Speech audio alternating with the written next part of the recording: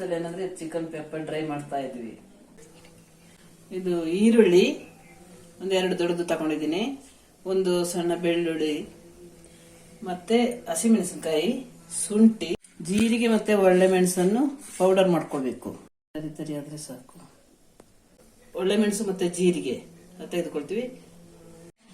ಈ ರೀತಿ black colour ಬರುವಷ್ಟು ಸಾಂಬಾರವನ್ನು ಹುರಿದುಕೊಳ್ಬೇಕು. ಲಾಸ್ಟಿಗೆ ಹಾಕ್ಲಿಕ್ಕೆ ಸ್ವಲ್ಪ ಚಿಲ್ಲಿ ಸಾಸು, ಸ್ವಲ್ಪ ಸೋಯಾ ಸಾಸು, ಚಿಕನ್ಗೆ ಸ್ವಲ್ಪ ಅರಿಶಿನ ಹುಡಿ,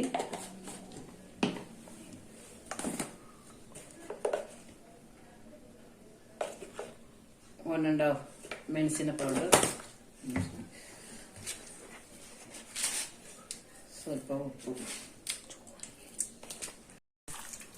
ಮಿಕ್ಸ್ ಮಾಡಿ 10 ಮಿನಿಟ್ಸ್ ಹಾಗೆ ಇರಬೇಕು. ಸ್ವಲ್ಪ ಎಣ್ಣೆನ ಹಾಕೊಳ್ಳಿ, ಇಷ್ಟಿರ್ಲಿ. ಎಣ್ಣೆ ಕಾದ ನಂತರ ಸ್ವಲ್ಪ ಸಾಸಿವೆ ಹಾಕೊಳ್ಳಿ, ಹಸಿಮೆಣಸನ್ನು ಹಾಕೊಳ್ಳಿ,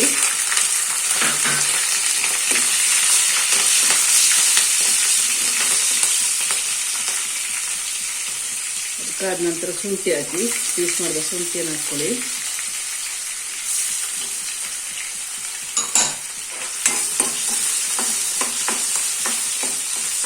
ಸ್ವಲ್ಪ ಕಾದ ನಂತರ ಬೆಳ್ಳುಳ್ಳಿ ಪೀಸ್ ಮಾಡಿದ್ದನ್ನು ಹಾಕೊಳ್ಳಿ.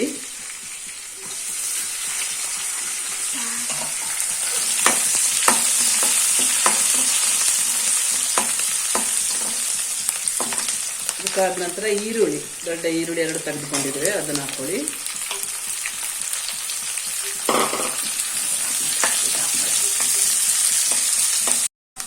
ಈರುಳ್ಳಿ ಈ ರೀತಿ ಬಂದ ಮೇಲೆ ನಾವು ಪುಡಿ ಮಾಡಿದಂಥ ಒಳ್ಳೆ ಮೆಣಸು ಮತ್ತು ಜೀರಿಗೆ ಪುಡಿಯನ್ನು ಸೇರಿಸ್ಕೊಳ್ಬೇಕು.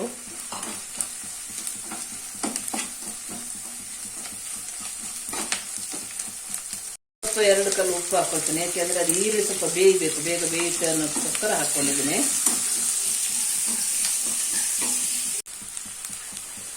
ಇದಾದ ನಂತರ ನಾವು ಚಿಕನ್ ಇದೆಲ್ಲ ಅದನ್ನು ಹಾಕ್ಕೊಳ್ಬೇಕು,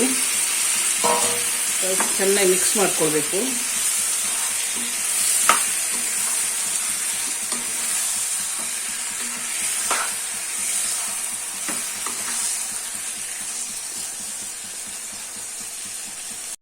ಬೇಯಲು ಸ್ವಲ್ಪ ನೀರನ್ನು ಹಾಕಿಕೊಳ್ಳಿ.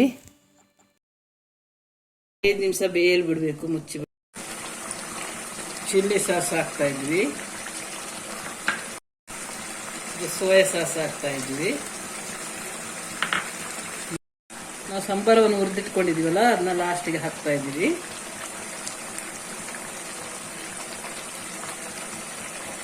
ತ್ರೀ ಸ್ಪೂನ್ ಇದ್ರೆ ಸಾಕಾಗುತ್ತೆ.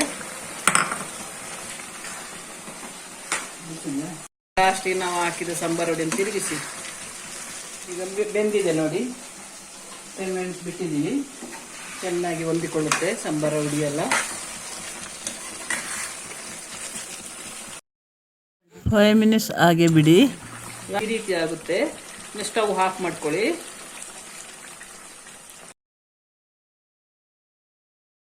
ಸಿಂಪಲ್ ಆಗಿ ಮಾಡಿದಂತಹ ಚಿಕನ್ ಪೆಪ್ಪರ್ ಡ್ರೈ ರೆಡಿ ಆಗಿದೆ. ನೀವು ಟ್ರೈ ಮಾಡಿ.